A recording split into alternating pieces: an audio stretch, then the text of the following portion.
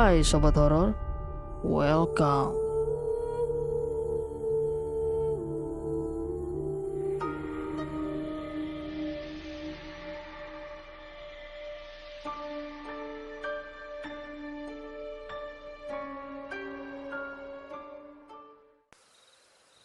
Hai, nama gue Ervan. Usia gue 21 tahun. Saat ini, gue masih tercatat sebagai mahasiswa di Universitas Tarumanegara, Jakarta. Kisah yang akan gue ceritakan ini terjadi di tahun 2019 lalu. Berawal ketika Nadia mengajak gue untuk refreshing ke Pelabuhan Ratu yang ada di daerah Sukabumi. Nadia nggak lain adalah cewek yang gue pacarin selama 2 bulan terakhir. Dia cewek paling cantik di kampus. Menurut gue, butuh perjuangan ekstra buat bisa dapetin hatinya seperti sekarang. Karena menurut teman-teman dan mantan pacarnya yang dulu, Nadia adalah tipe cewek yang susah buat didapetin dan paling anti disentuh sama cowok.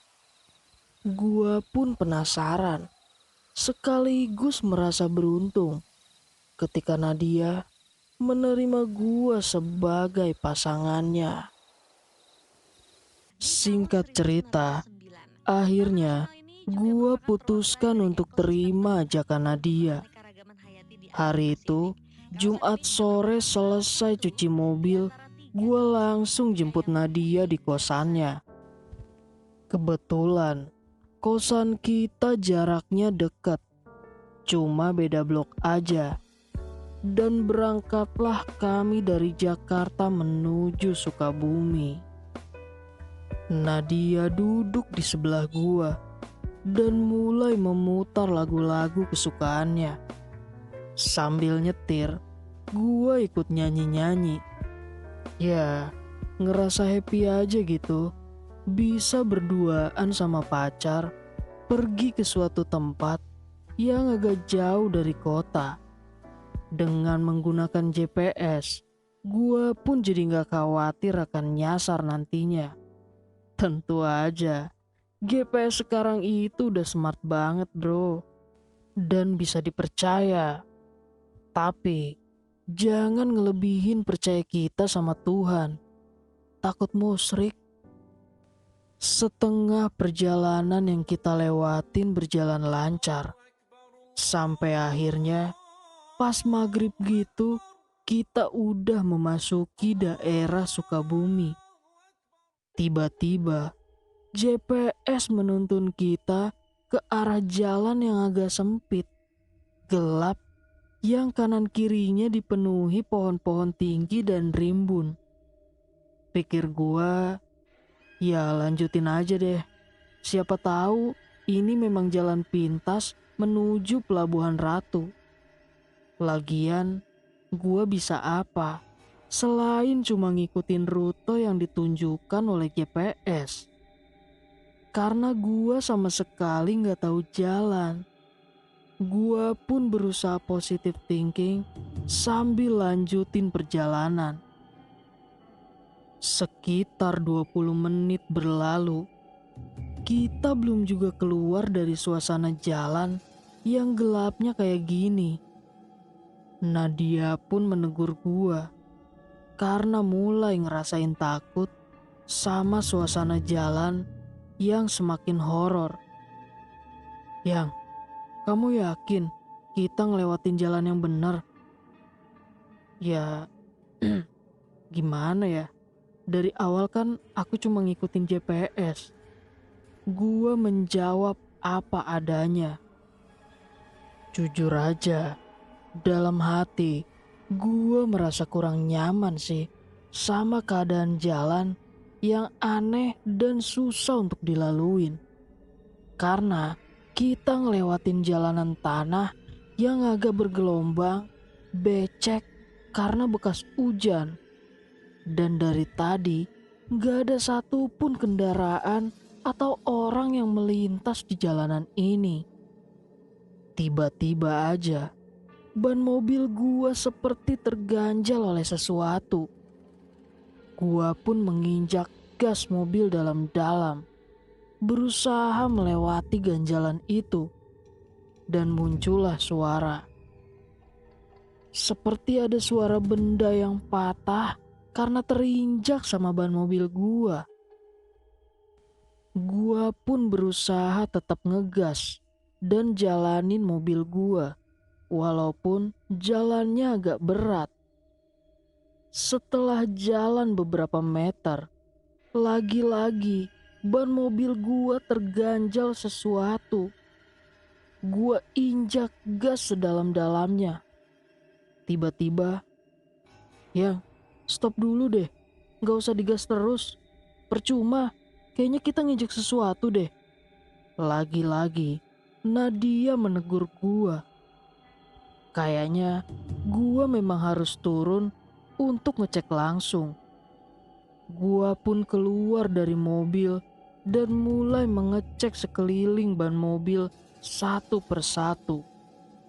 Bener aja, ban mobil sebelah kiri kita menginjak papan kayu yang menancap di tanah. Aneh, kayaknya pas gua jalan, gua nggak lihat ada kayu ginian deh. Gua pun menarik papan kayu yang bentuknya agak panjang dan bagian atasnya agak meruncing. Setengah kesal karena perjalanan kita terhambat, gua lempar kayu itu jauh-jauh ke arah pepohonan yang rimbun. Sejujurnya, selain refreshing, bisa dikatakan gua punya niat pribadi terhadap pacar gua. Gua ingin menikmati momen berdua dengan Nadia di dalam kamar hotel, supaya nantinya dia nggak mudah buat bisa ngelupain momen-momen kebersamaan kita. Tapi naas, perjalanan jadi terasa lama dan mulai melelahkan. Akhirnya, gua pun kembali masuk ke dalam mobil. Dengan wajah ketakutan, Nadia langsung bertanya ke gua, "Mobil kita nginjek apaan sih, Yang?" "Ah, cuma kayu busuk." Gua menjawab dengan nada setengah kesal. Nadia melanjutkan pembicaraannya.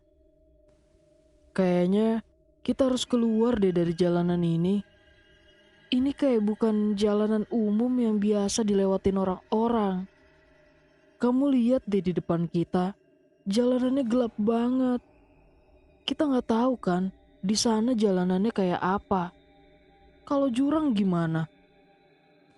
Kata-kata Nadia ada benarnya juga. Tapi GPS terus menunjukkan arah jalan lurus ke depan untuk beberapa kilometer.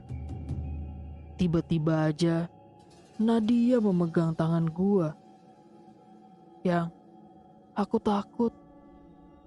Di antara suasana gelap, gua ngeliat wajah Nadia yang semakin ketakutan dan sedikit memelas. Bukannya gua merasa kasihan dan berpikir jernih agar keluar dari jalan ini, gua malah ngerasa ingin ngelakuin sesuatu yang harusnya enggak gua lakuin.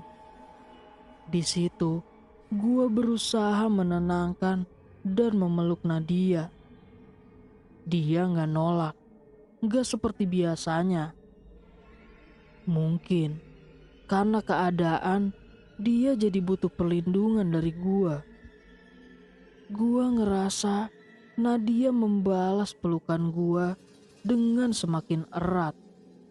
Di situ, rasanya jantung gua berdebar-debar dan tiba-tiba aja tangan gua berpindah dan mulai berusaha memegang bagian dada Nadia. "Kamu mau apa sih? Kamu ngapain?" Nadia kaget, ngerasain sentuhan tangan gua yang mulai gak terkendali. Gua pun diam karena gak tahu harus ngejawab apa. Gua cuma ingin ngelakuin apa yang orang-orang lakuin terhadap pacarnya. Kembali, gua melihat Nadia yang cuma diam dan tertunduk. Gua pun mengangkat wajahnya perlahan dan kami pun mulai berciuman. Di luar dugaan gua, Nadia pun membalas dan mulai pasrah. Beberapa saat kemudian, gua ngerasain nafasnya yang mulai gak beraturan.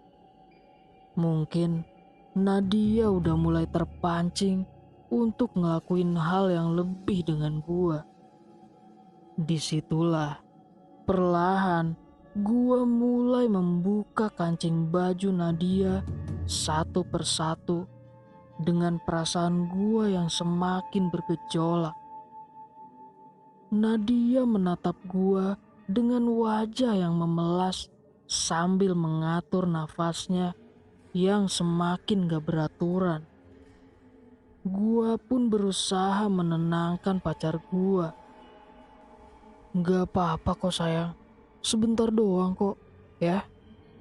Setelah gua membuka baju Nadia dan mulai berusaha memegang bagian sensitifnya, tiba-tiba tercium semilir bau kembang berhembus di dalam kabin mobil gua.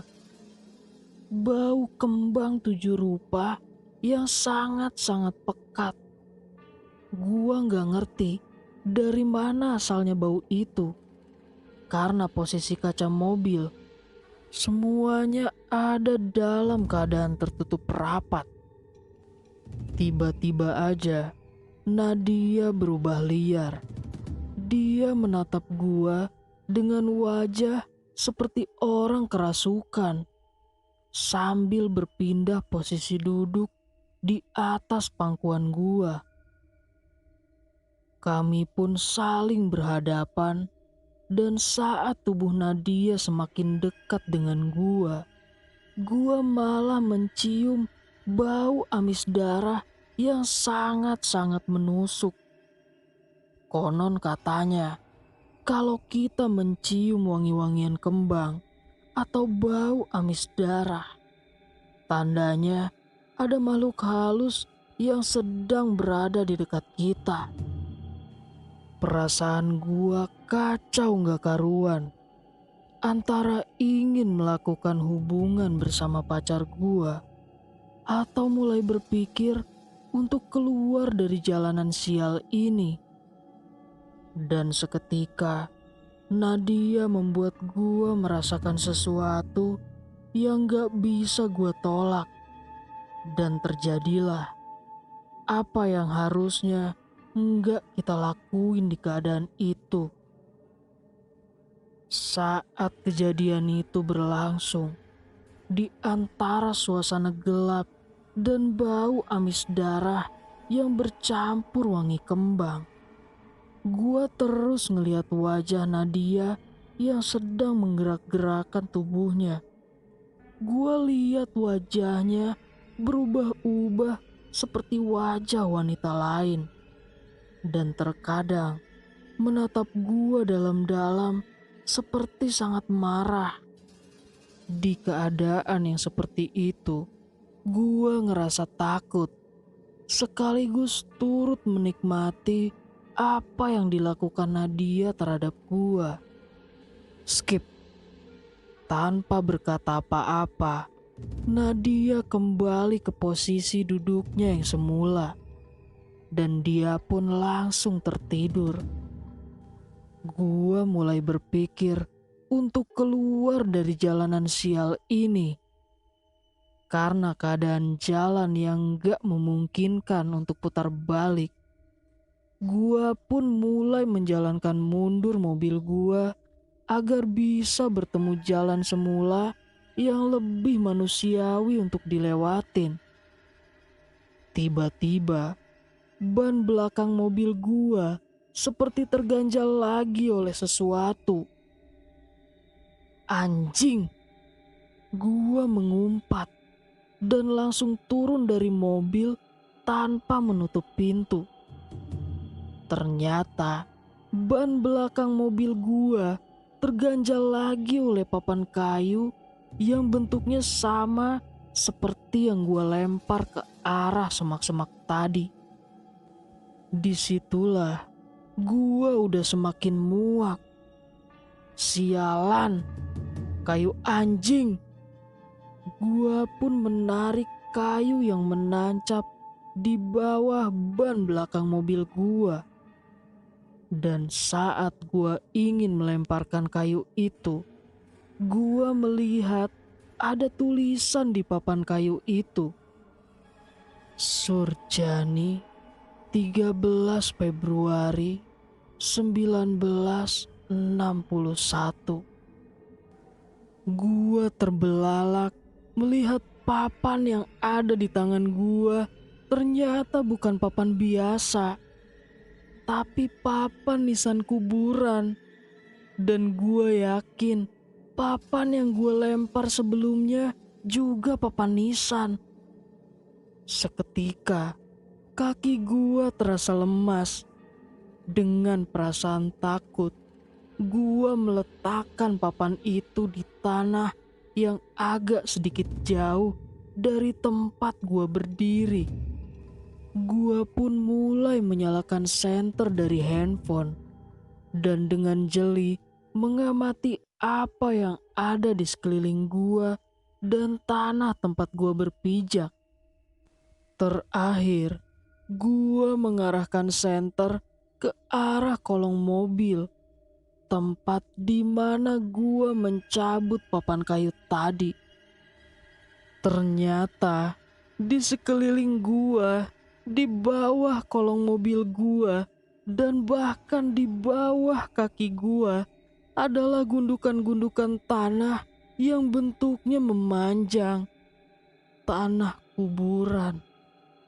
Ya Tuhan, gua nggak bisa menggambarkan gimana perasaan gua saat gua tahu bahwa jalanan yang terlindas oleh ban mobil gua adalah tanah-tanah makam. Dan gua sudah melakukan hubungan terlarang bersama pacar gua di atas tanah kubur. Gua menyesal, gua ingin menangis dan berharap apa yang gua alami ini gak nyata. Tapi semuanya udah terjadi. Sesaat gua merasa titik hujan mulai menetes, disusul dengan hembusan angin berbau kembang. Dan di waktu yang bersamaan itu juga, gua mendengar suara orang berteriak di telinga gua. Kurang ajar. Gua merasakan ketakutan yang teramat sangat. Tanpa menoleh, tanpa berusaha mencari tahu dari mana asal suara itu, segera gua masuk ke dalam mobil dan mengemudikan mobil gua dengan kecepatan tinggi. Dan masih berjalan mundur, berusaha keluar dari jalan ini. Setelah berkali-kali mobil gua hampir menabrak batang-batang pohon yang ada di sisi kanan kiri jalan. Gak lama kemudian, saat gua melihat ke arah spion tengah mobil gua, ternyata di belakang ada jalan raya yang banyak dilalui mobil. Gua merasa lega berhasil keluar dari tanah makam itu. Tapi gua memutuskan untuk enggak menceritakan tentang tanah kuburan itu sama Nadia. Lagian, saat ini pun dia masih tertidur. Tanpa meminta persetujuan dari Nadia, gua memutuskan untuk putar balik ke arah jalan pulang dan menjauh dari daerah itu. Dan di tengah malam buta, sampailah kita di Jakarta. Pastinya, gua harus mengantarkan Nadia dulu ke kosannya. Tiba-tiba hujan turun deras. Sesampainya di depan gerbang kosan, gua berusaha membangunkan Nadia. "Sayang, bangun. Kita udah sampai di depan kosan kamu." Nadia yang sedari tadi tidur akhirnya mulai terbangun dan turun dari mobil gua tanpa berkata-kata. Ya udahlah ya, mungkin dia capek dan kecewa sama acara refreshing kita yang gatot alias gagal total. Dan sesampainya gua di kamar kosan, gua segera mandi, bersih-bersih, dan bersiap untuk istirahat. Saat gua mulai merebahkan diri gua di atas tempat tidur, gua ngerasa kok aroma tubuh gua seperti bau busuk. Gua habis mandi dan kenapa malah jadi sebau ini? Yang parahnya lagi, tiba-tiba seluruh badan gua terasa sakit, seperti tertusuk jarum-jarum kecil. Gua juga ngerasain gatal dan panas di seluruh tubuh gua. Entah apa yang terjadi sama gua. Kayaknya ini ada kaitannya sama apa yang gua lakuin di atas kuburan tadi. Saat itu juga, gua telepon si Bima, teman gua yang punya ilmu spiritual. Gua telepon dia berkali-kali, tapi nggak diangkat. Pastinya, jam malam begini, semua orang udah pada tidur. Mulai pasrah, gua cuma berguling-guling di atas tempat tidur. Karena gua nggak bisa tahan sama rasa panas, gatal, dan sakit yang gua rasain. Tiba-tiba, HP gua berdering.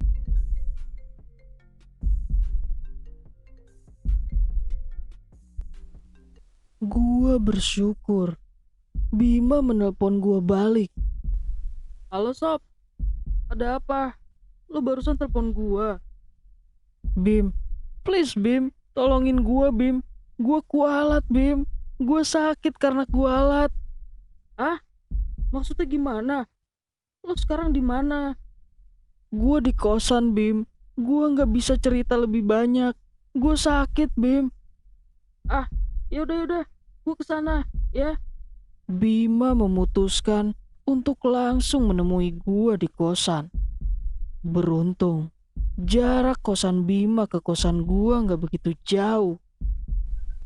Setelah sampai di kosan gua, Bima duduk di samping tempat tidur gua dan mengambil sesuatu dari dalam tasnya.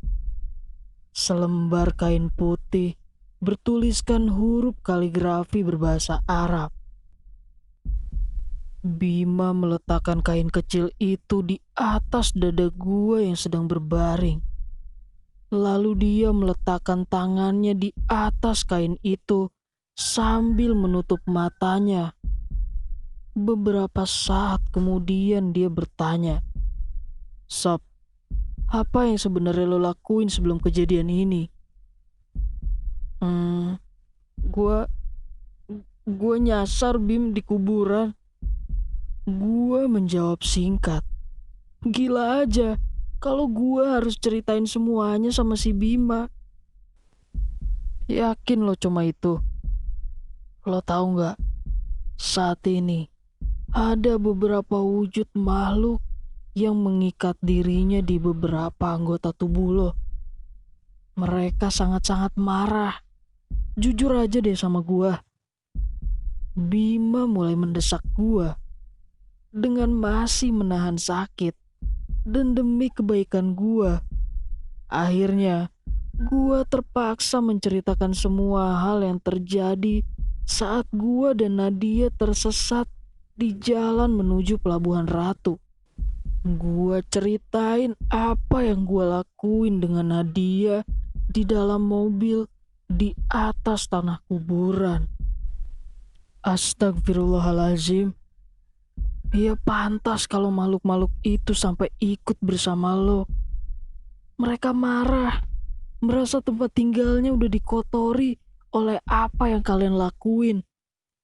Dan sepenglihatan mata batin gua, saat dimana lo mencium bau darah dan kembang di dekat Nadia. Nadia udah ada dalam keadaan dirasuki makhluk penunggu tanah kuburan itu. Setelah Bima menjelaskan panjang lebar, dia menyuruh gua untuk mengambil posisi duduk dan memberi gua sebuah kantong plastik kecil. Ini buat apa, Bim? Gua bertanya ke Bima. Sekarang, gua akan coba mengusir makhluk-makhluk yang mengikat dirinya di tubuh lo. Dan itu plastik.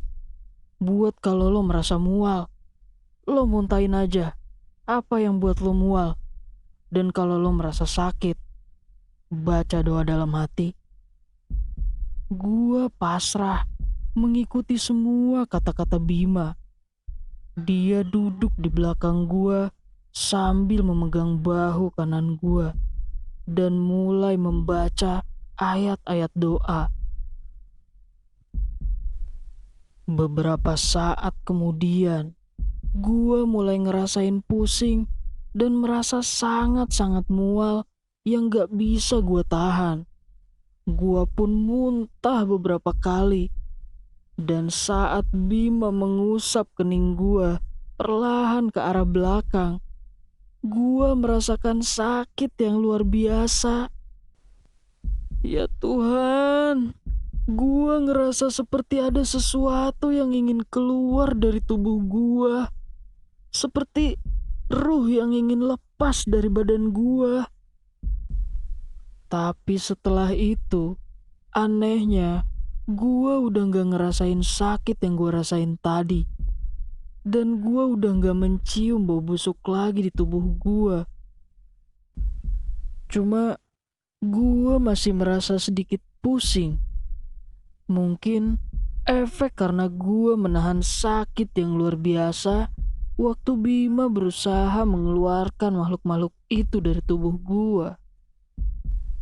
Terakhir kali, Bima mengambil sebotol air berwarna putih keruh yang katanya itu adalah air beras yang dicampur dengan garam yang udah dibacain doa. Katanya, kalau makhluk-makhluk halus itu terkena cipratan air tersebut, mereka akan terbakar, bahkan cacat karena bagian tubuhnya terputus. Walaupun mereka tidak akan mengalami mati. Bima memercikan air itu dari depan pintu kamar kosan gua sampai ke sekeliling tempat tidur gua. Sejak itu, gua udah gak ngalamin hal-hal buruk lagi. Dan alhamdulillah, saat ini gua dan Nadia sudah menjalin hubungan ke arah yang lebih serius. Kami bertunangan dan akan segera menikah setelah kami sama-sama selesai wisuda. Karena gua gak mau menanggung perasaan bersalah dan berdosa di sepanjang hidup gua.